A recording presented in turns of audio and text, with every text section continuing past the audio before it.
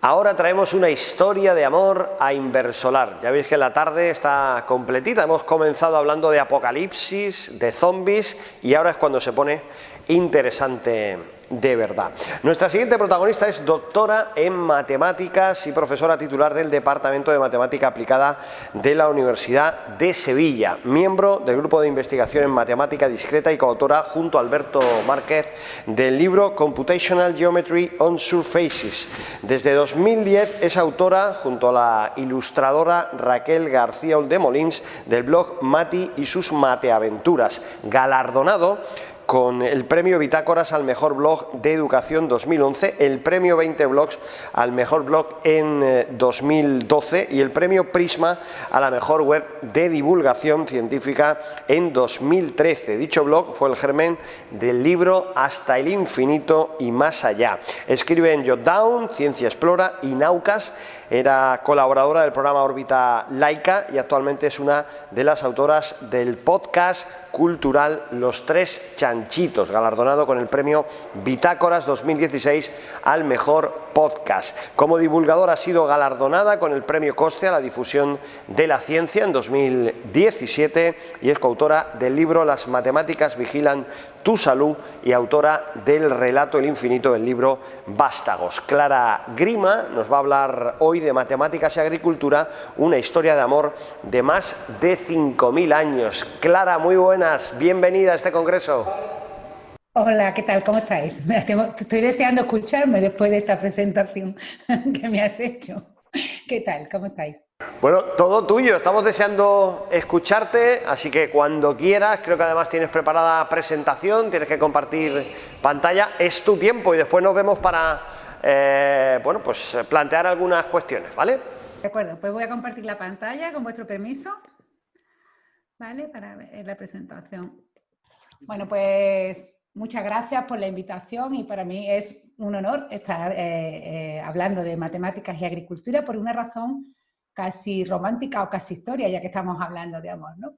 El caso es que yo cuando empecé a dar clases en la universidad, que fue un día lluvioso de noviembre del 95, porque soy un poquito más mayor de lo que parezco, pues lo empecé dando clases, enseñando matemáticas en la escuela se llamaba la Escuela Universitaria de Ingeniería Técnica Agrícola de la Universidad de Sevilla, bueno, la escuela ahora mismo se llama Escuela de Ingeniería Agronómica, y fueron mis primeros estudiantes, ¿no? Los estudiantes de Ingeniería Agronómica en la actualidad o de Ingeniería Técnica Agrícola en aquella época.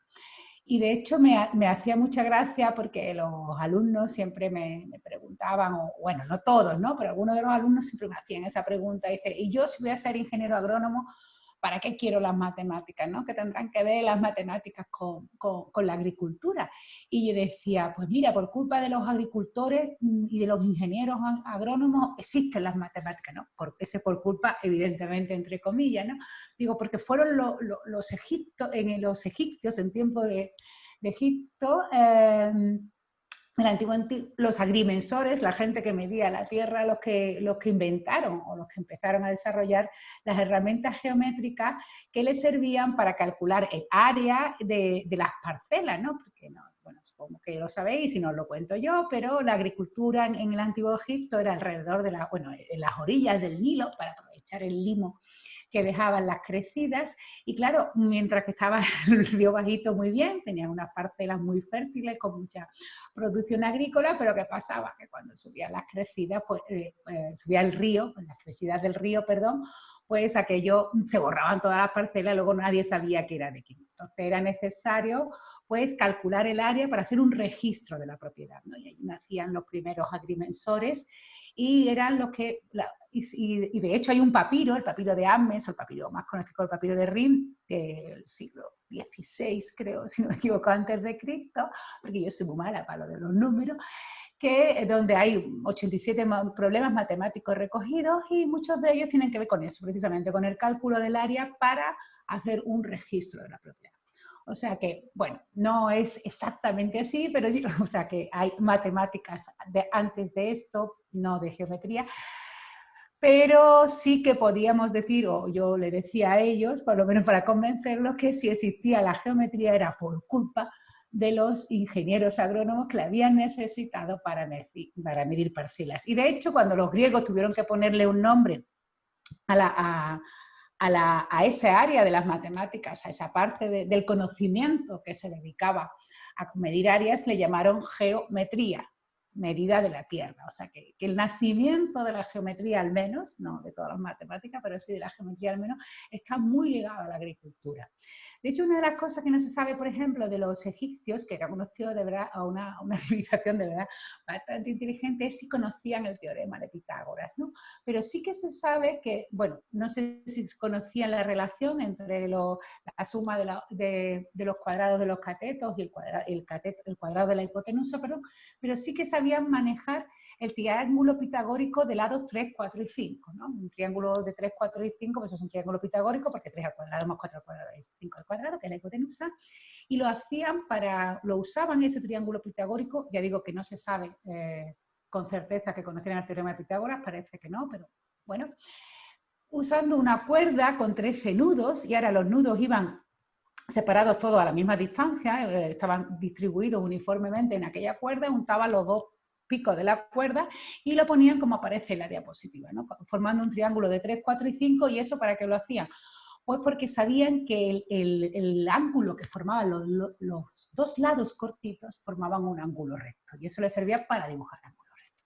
O sea que sí que, no me voy a enrollar más con Egipto porque si no, no llego, pero sí que fueron ellos, y como he dicho anteriormente, cuando hubo que ponerle un nombre a toda esta parte de las matemáticas que servía para medir magnitudes, para medir áreas y longitudes, se le llamó geometría en honor a la medida de la Tierra. Desde entonces hasta nuestros días, pues la agricultura siempre ha estado ligada a las matemáticas. Y yo, la siguiente pregunta que le hacía a mis alumnos es pensar para qué sirven las matemáticas en la agricultura, ¿no? Y bueno, pues la respuesta es lógica, se la podéis hacer a cualquiera, no hace falta que sea un alumno de ingeniería agronómica, pero las respuestas siempre eran, bueno, pues sirve para saber cuántas semillas tienes que poner, para saber qué área vas a dedicar a la plantación, qué cantidad de fertilizantes, qué grado de azúcar tiene en la composición las plantas y por tanto cuánto han crecido, qué relación hay entre, pues no sé, entre el área de la hoja y el número de hojas, o sea, todo era para hacer medidas. Y es cierto, ahí se utilizan las matemáticas y se siguen utilizando las matemáticas para medir todo este tipo de parámetros y para relacionar todo este tipo de parámetros. Pero eso, a poco que lo pensemos, bueno, sí son matemáticas porque son medidas, y la parte de la matemática que sirve para medir y para estimar magnitudes, pero las matemáticas son mucho más que contar y mucho más que hacer medidas y comparación de magnitudes. Cuando estaba preparando esta charla, pues estaba había pensado primero en hacer un hilo histórico con él, haciendo un repaso en modo línea de tiempo de cómo iban apareciendo distintas herramientas matemáticas que se han ido utilizando. Pero para eso necesitaría una charla de 2 horas y como siempre me da muy poco tiempo. No.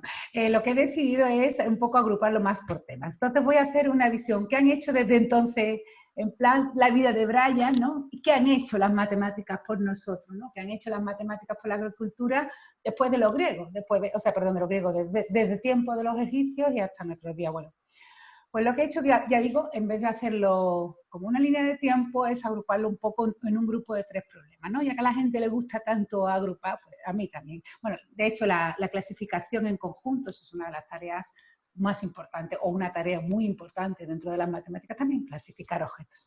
Pues voy a clasificar la aplicación o las aplicaciones de las matemáticas a la agricultura en 3 conjuntos. En 3 conjuntos que no son disjuntos, es decir, que no puede haber elementos, puede haber modelos o aplicaciones que estén en varios conjuntos, o en 2 de estos conjuntos a la vez, ¿vale? No me gusta, aunque en matemáticas hay que hacerlo, pero al hablar de conocimiento, en matemáticas hay que hacerlo con conjuntos concretos, pero al hablar de conocimiento no me gusta hacer departamentos estancos, ¿no? De que no se pueden mezclar. Por ejemplo, odio el departamento Ciencia y Humanidades, porque supongo que como toda la gente que hace a lo mejor también ciencia agronómica, porque tanto la investigación agronómica como las matemáticas no pueden ser más humanas, o sea, son ciencias, pero no pueden ser más humanas que dar de comer y que las matemáticas, que es una creación humana. pero voy a dejar el rollo este y voy a concentrarme en hacer una clasificación de los tipos de aplicaciones o de los grandes grupos de aplicaciones de las matemáticas y la agricultura. El primero de ellos que ya tenéis ahí es, pues se utilizan las matemáticas desde hace muchísimo tiempo y se siguen utilizando para problemas de optimización. Problemas de optimización básicamente son ese tipo de problemas que donde siempre se intenta conseguir el máximo con lo mínimo, o sea, maximizar con el mínimo o minimizar el máximo, ¿no? O conseguir el mínimo utilizando el máximo. Por ejemplo, conseguir el máximo rendimiento de una plantación o de una determinada cosecha utilizando la mínima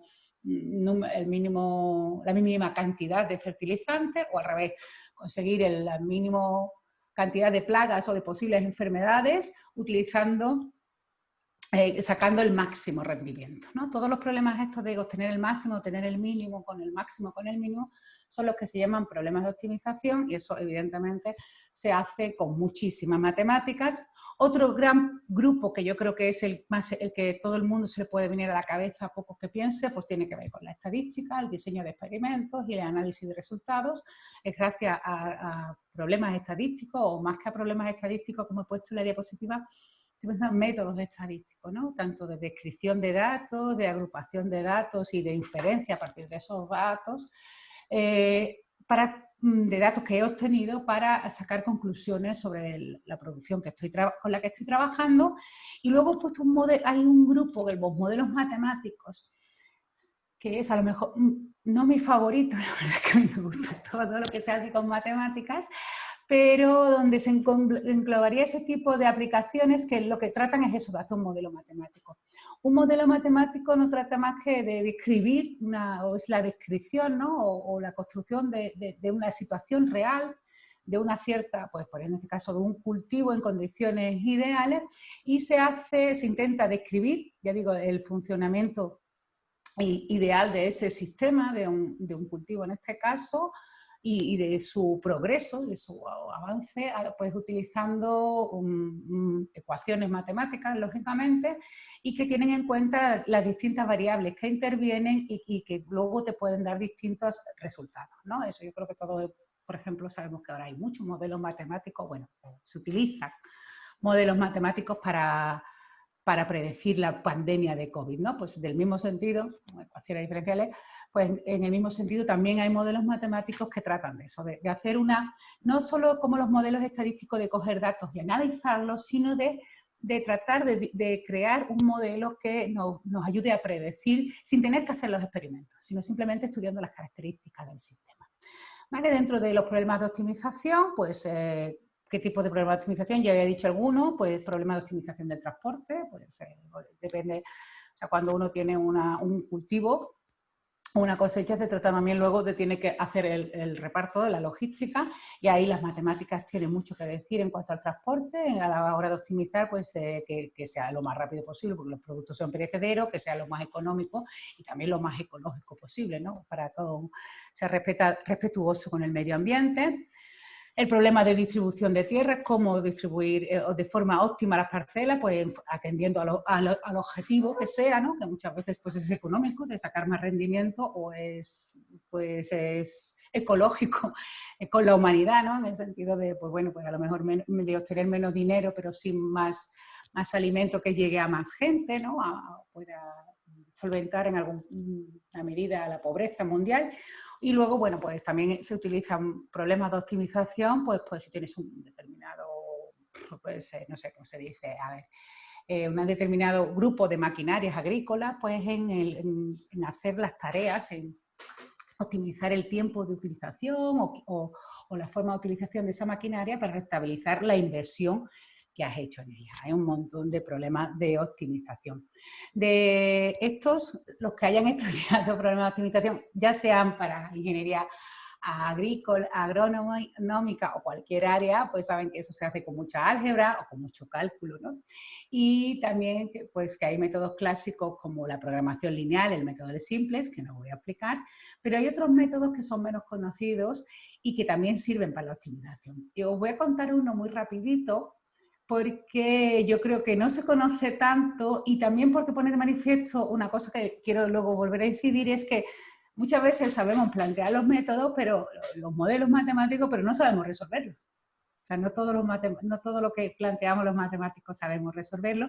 Y este es uno de los problemas que planteamos los matemáticos porque tienen una aplicación en la vida real en general y en la distribución, por ejemplo, de productos agrícolas en particular, que no sabemos resolver de forma exacta, pero sí que conseguimos aproximaciones que son muy buenas y que sirven para seguir manteniendo esto. Es un problema que tiene que ver con una parte de las matemáticas que se llama teoría de grafos, que me encanta, y que se llama el problema del viajante. Entonces tenéis ahí en esa diapositiva un grafo, que no son más que unos puntos que llamamos vértices y algunos de ellos unidos entre aristas.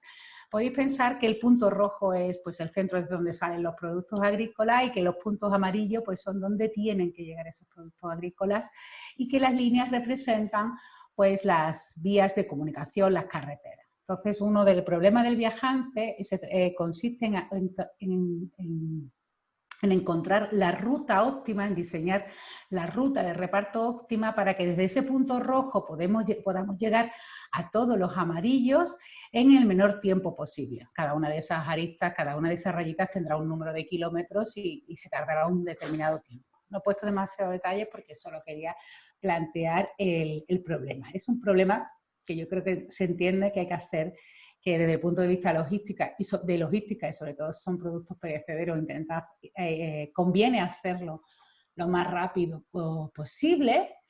Y no tenemos ningún algoritmo, no se puede, de hecho, a la altura del siglo en el que estamos, sabemos que todavía no tenemos ningún algoritmo que haga esto de forma óptima, ni siquiera con los mejores ordenadores. Pues este problema se conoce con el problema del viajante. Y ya como una anécdota para los que os suene y los que no suene yo os lo digo, es uno de los famosos problemas que se llaman NP, que podemos saber si algo en la solución, no voy a entrar en explicar los problemas PNP, pero para los más curiosos, porque no me va a dar tiempo, pero me invitáis otro día.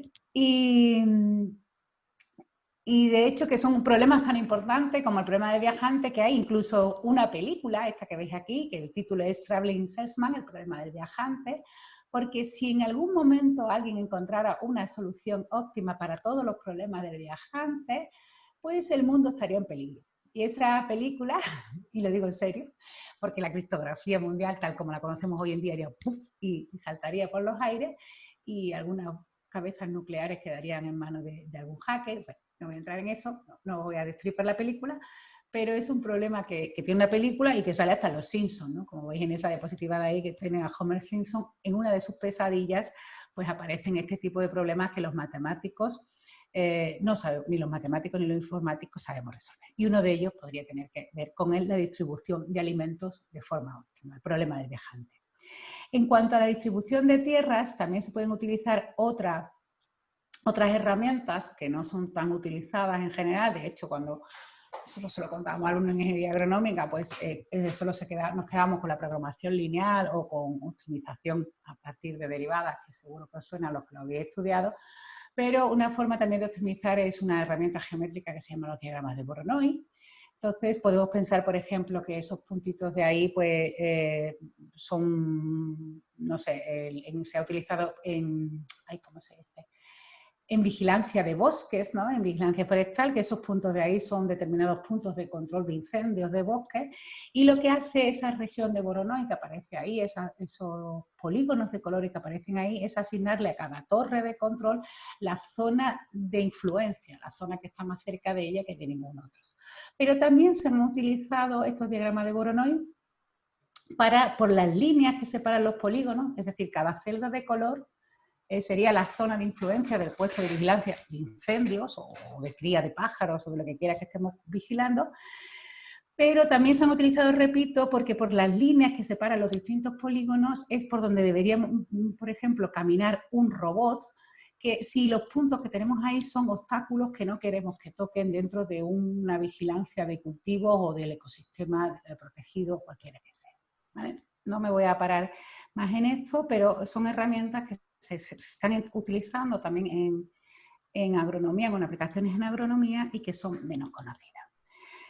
En los diseños de estadística y en las aportaciones de la estadística a la agricultura, yo creo que es la que tiene menos que explicar, porque, vamos, sobre todo por cuestión de tiempo, no porque sea menos interesante, sino porque yo creo que todo es más conocido por todos, porque cuando uno quiere hacer experimentos, diseñar experimentos, pues, o describir los resultados de determinado experimento, pues es la estadística la que viene a echar una mano. Tenemos distribuciones estadísticas que nos permiten estudiar el comportamiento, pues eso, de una determinada producción, ¿vale? Sobre todo la más utilizada, la gaussiana o la normal, y luego pues podemos inferir, perdón, inferir si los resultados son buenos o malos bueno, malos, aceptable o no aceptable con la análisis de la varianza, o incluso hacer métodos estadísticos con multivariables porque intervienen varios agentes diferentes.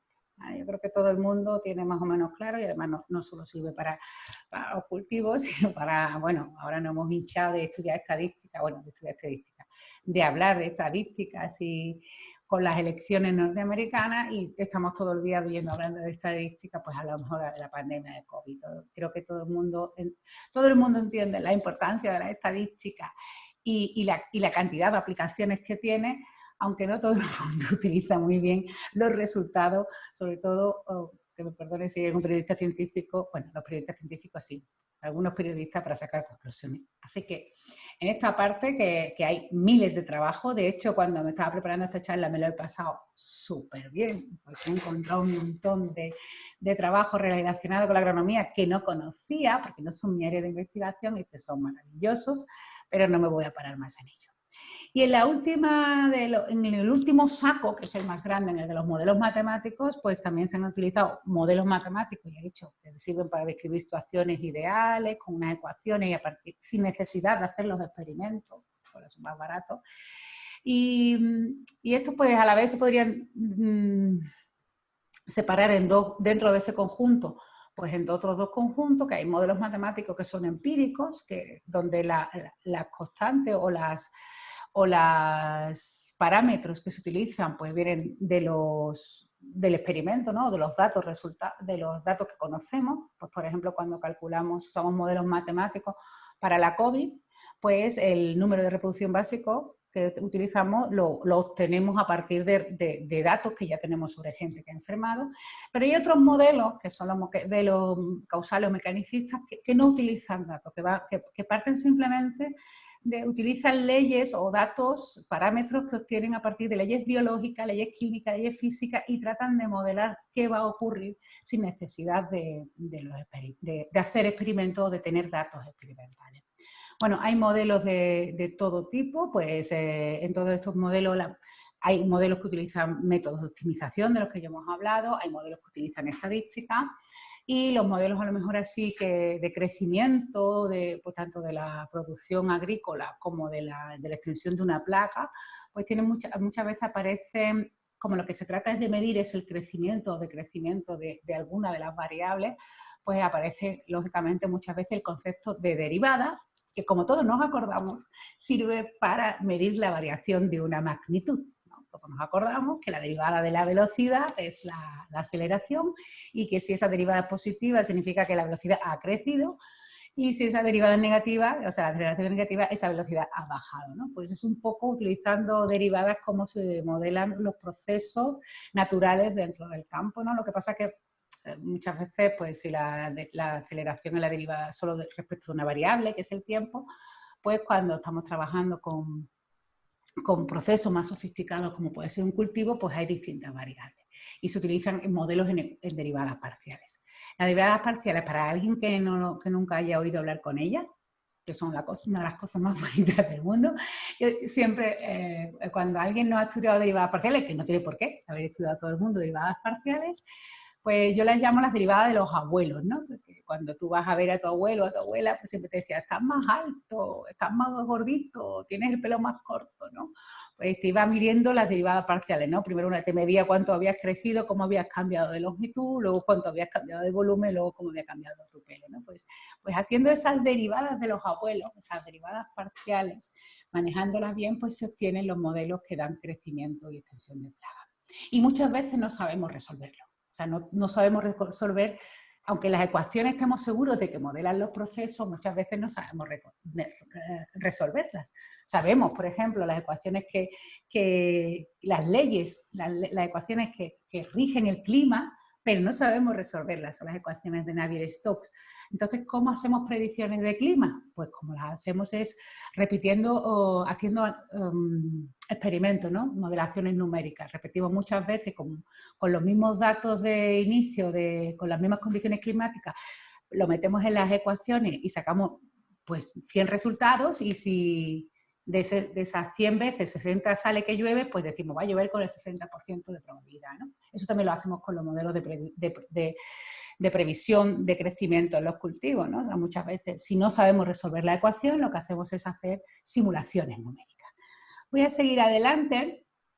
Y esto también se puede utilizar hasta modelos, he hablado de modelos en ecuaciones derivadas parciales, aquella de los abuelos, pero también modelos basados en fractales.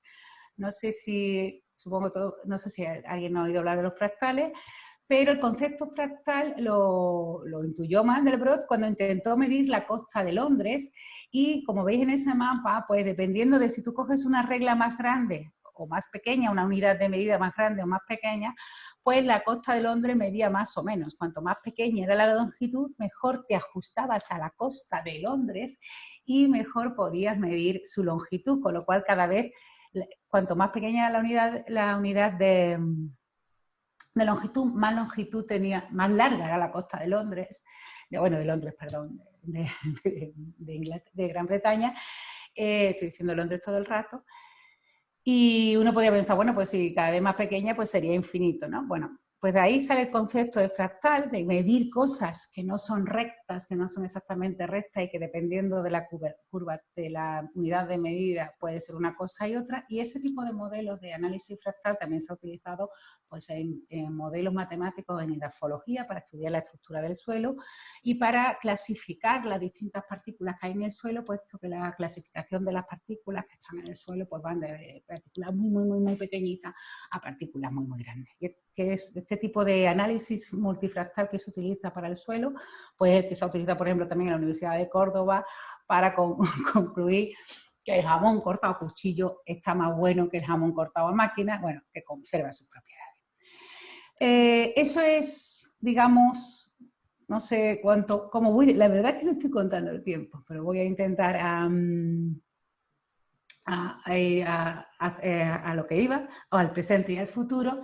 Esto que acabo de contar muy rápido es un poco a grandes rasgos qué es lo que la matemática, dónde podemos encontrar matemáticas aplicadas a la agricultura. Pero digo que es una versión muy rápida y intentando concretar, ¿no? Si tenéis curiosidad, si os apasiona la agronomía y las matemáticas o las matemáticas, pues podéis hacer una búsqueda de artículos, que hay artículos maravillosos con unas aplicaciones maravillosas. Yo me lo he pasado en grande y lo único que lamento es no tener más tiempo para aprender más. Pero eso, digamos, ya está hecho o se sigue haciendo y ahora uno puede decir, bueno, ¿y qué podemos hacer? ¿Pueden aportar algo nuevo las matemáticas para la situación presente y para el futuro? Porque en la situación presente y sobre todo la del futuro, pues tenemos que enfrentarnos a dos grandes problemas, ¿no? Que, bueno, de hecho, que ya no estamos casi enfrentando. Uno es la superpoblación mundial y la falta de alimentos que hay, que va a haber, ¿no? Según la OMS, según la FAO, la OMS aquí, y el cambio climático que va a modificar los cultivos. Entonces habrá que pensar cómo solventar estos problemas y evidentemente pues, se va a hacer con mucha tecnología y con mucha matemática. Y con mucha ingeniería genética y con mucha ciencia. Yo me voy a centrar un poco en qué pueden hacer las matemáticas o cómo pueden ayudar las matemáticas a arreglar estos problemas que no que vengan, sino que ya estamos sufriendo.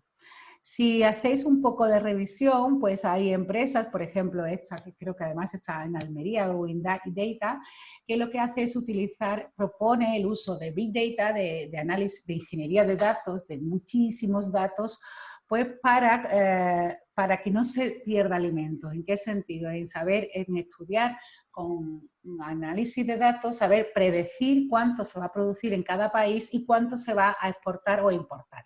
Lo que proponen ellos, haciendo una simplificación rápida para por cuestiones de tiempo, básicamente, porque es un trabajo que promete mucho, que es muy bonito, es clasificar los países en el mismo sentido o utilizando un algoritmo similar al que utiliza Google cuando organiza las páginas, cuando indexa las páginas, cuando hace una búsqueda en Google, pues aparte de que es una maravilla gracias a las matemáticas que encuentra las páginas que tienen el contenido que se corresponde con los términos de búsqueda que tú has introducido, lo mejor no es que las encuentra todas, sino que además las ordena, y la primera seguro que tiene algo más que ver, ¿no? Pues eso se hace un poco como veis en esa figura, con un algoritmo que a los distintos vértices, donde los vértices aquí en el proyecto de Growing Data serían los países, y van creciendo o engordando según si tienen más o menos producción, y las líneas representarían las exportaciones e importaciones. Bueno, pues ellos consiguen dibujar ese grafo y claro, para eso, para saber de verdad cuánto produce cada país, cuánto exporta, cuánto importa, se necesitan muchos datos. Algunos de esos datos son públicos, se pueden encontrar en organismos, otros te lo pueden facilitar los productores, pero ellos proponen incluso el uso de drones y de otro tipo de tecnología para conseguir esos datos y a partir de ahí conseguir, predecir y sobre todo gestionar cómo hacer ese movimiento de producto para que no se desperdicie, porque estamos hablando de producto agrícola, que es muy perecedero. Este tipo de soluciones, donde la ingeniería de datos y la gran capacidad de datos que tenemos y la capacidad que tenemos ya gracias al Big Data de gestionarlo, van a ser muy importantes en todas estas nuevas tecnologías, estas nuevas aplicaciones que nos permiten.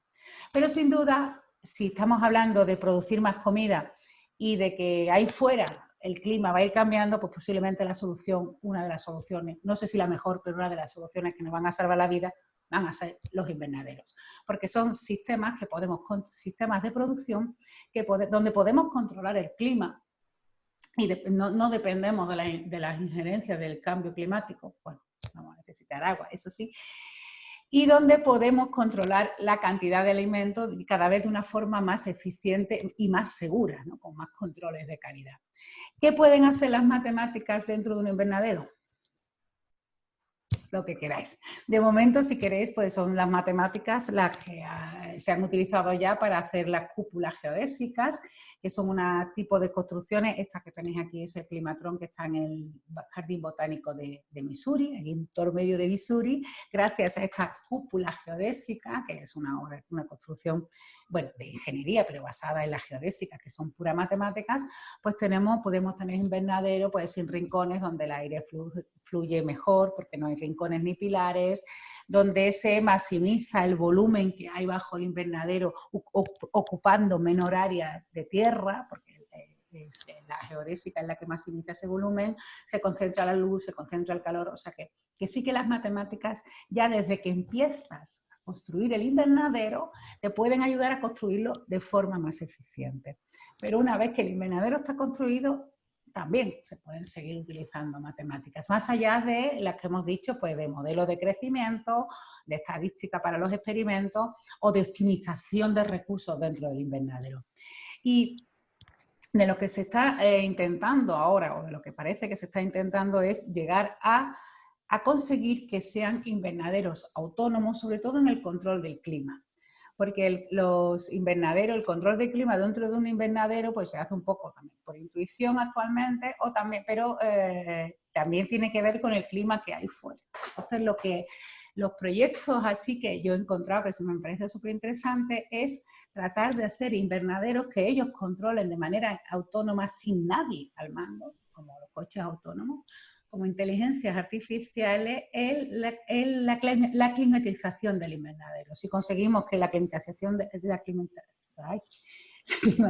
del invernadero sea independiente, o sea, se puede hacer de forma inteligente, independiente de las inclemencias exteriores del clima, pues podemos aumentar pues, la producción, yo qué sé, de tomate por metro cuadrado, ¿no? Y va a hacer falta que haya tomate y que haya mucho tomate y además se pueda incluso acelerar la producción, por lo cual, para solventar el problema de alimentación en el mundo.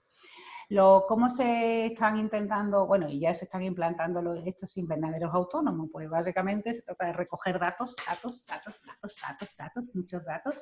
Ese es el petróleo del siglo XXI y ha dicho datos que quedan los organismos públicos, las comunidades autónomas, los productores, pues sensores y drones, y con esos datos enseñar al ordenador a ver qué ha pasado en esas situaciones, que es lo que se llama el aprendizaje máquina o el machine learning, que con estos datos han salido esto, con estos datos ha salido esto, con estos datos ha salido esto, y con ese aprendizaje máquina, que se puede hacer profundo y tal, con redes neuronales, diseñar algoritmos de inteligencia artificial que decidan ellos mismos, de manera autónoma, sin control humano, qué decisión tomar para mantener la climatización dentro del invernadero, y a partir de ahí también hacer predicciones y, bueno, lo que hemos dicho, tomar decisiones. O sea que la matemática tiene mucho que decir dentro del invernadero en este sentido. Y, por supuesto, en robots, en inteligencias artificiales que puedan diseñar robots que puedan ser recolectores. Y ya lo bueno de los robots recolectores no solo que sean recolectores, que, bueno, pues si en una situación de pandemia, pues si hay mucha gente enferma, pues sería, por ejemplo, una solución es que la cosecha la recoja un robot, sino que, como veis en esta imagen que me gusta mucho, el robot, a la vez que está recolectando, está tomando datos. Y eso es lo que necesitamos para ir siempre mejorando nuestro sistema. O sea, toma datos, sabe si puede recoger la fruta o no recogerla, en este caso los tomates, pero además nos va a proporcionar datos, o sea que está sirviendo como un recolector de datos que nosotros vamos a ir almacenando, y no tenemos problema en almacenar datos porque tenemos herramientas maravillosas luego de ingeniería de datos para tratarlo y sacar conclusiones cada vez más ajustadas y mejores para nuestros robots, y además nos sirven para recoger. Lo único que el problema que tienen los robots dentro de invernadero es que a lo mejor pues, los invernaderos están diseñados para el trabajo manual, para el trabajo humano. Entonces, a lo mejor pues, es más complicado diseñar robots que se puedan mover en un entorno que estaba pensado para humanos. Pues tampoco pasa nada, porque también ahora están desarrollando, lo que se van a hacer es, en lugar de desarrollar robots para cultivos, es tratar de diseñar o de conseguir cultivos que se adapten a los robots, ¿no? Cambiar el método del cultivo, incluso cambiar el tipo de cultivo. Pero eso se hace ya con ingeniería genética y ese tipo de cosas, que como yo no soy experta, pues se los voy a dejar a los demás. Resumiendo, que ya voy a ir terminando, las matemáticas pues han estado siempre ahí desde tiempos de los egipcios. Hay muchas matemáticas que se han estado usando siempre, pero las matemáticas tienen muchísimo que decir todavía, porque de hecho, pues las matemáticas, como digo siempre cuando acabo mis charlas, son una de las herramientas más poderosas que hay para cambiar el mundo, y en concreto, pues para mejorar la agricultura. Hemos vivido y estamos viviendo una crisis mundial, que esta vez ha sido por un virus, la próxima no sabemos si será una bacteria, para la que los antibióticos ya sean resistentes. El caso es que vivimos en un mundo que, aparte de tener problemas de desabastecimiento de alimentos que se prevé en el futuro, aparte de un cambio climático, pues de vez en cuando nos encontramos, bueno, de vez en cuando, en la primera, bueno, no en la primera vez, en 1918, pero nos acabamos de poner en una tesitura que no nos esperábamos posiblemente en el siglo XXI, y es que un virus, o en este caso el SARS-CoV-2, el coronavirus, nos ha dejado, ha desestabilizado, o está desestabilizando porque no ha terminado, todo nuestro mundo tal como lo conocemos. Entre otras cosas porque en este país, o en muchos países, pues no nos hemos dado cuenta de que tenemos que apostar más por el sector del conocimiento, de la tecnología y de la ciencia, que por ejemplo por el sector del turismo, porque cuando pasa una cosa de esta, el turismo se cae.